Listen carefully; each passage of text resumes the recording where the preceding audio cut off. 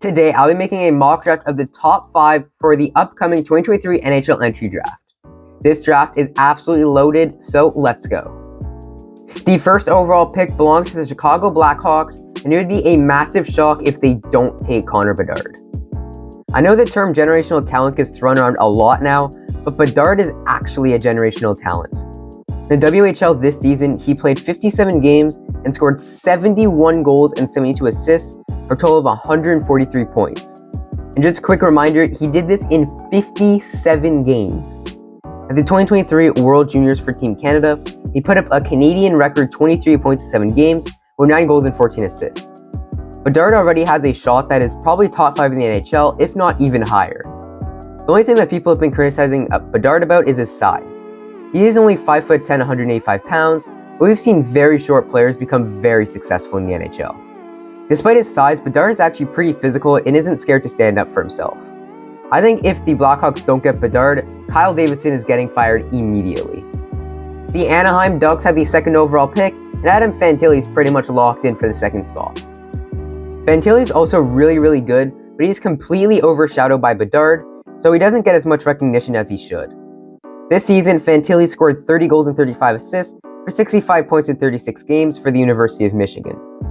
In the 2023 World Juniors, he put up 5 points in 7 games, which is pretty good, but it was a bit of a disappointing tournament for him. Fantili is a pretty well-rounded player with decent size, good skating, great playmaking ability, and overall is a pretty complete player. The third overall pick belongs to the Columbus Blue Jackets, and I'm going with Leo Carlson as the third pick. Blue Jackets fans were getting excited for Gaudreau, Laine, and Bedard, but now they can get excited for the Gaudreau, Laine, and Carlson line. In the SHL this season, Carlson scored 10 goals and 15 assists for 25 points in 44 games, but his more impressive numbers come from the Sweden U20 team. On the U20 team, he put up 17 points in 15 games.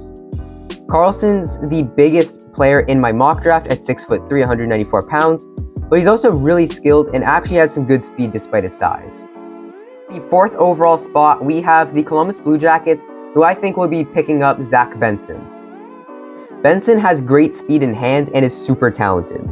This season in the WHL, he put up 36 goals and 62 assists for a super impressive 98 points in just 60 games.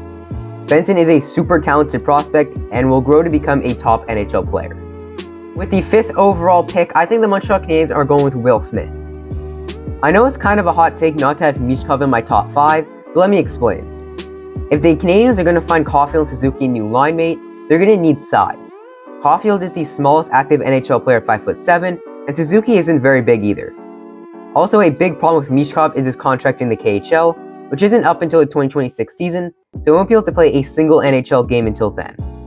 Will Smith, on the other hand, is 6 feet tall and weighs 172 pounds, which is 2 inches taller and 24 pounds heavier than Michkov.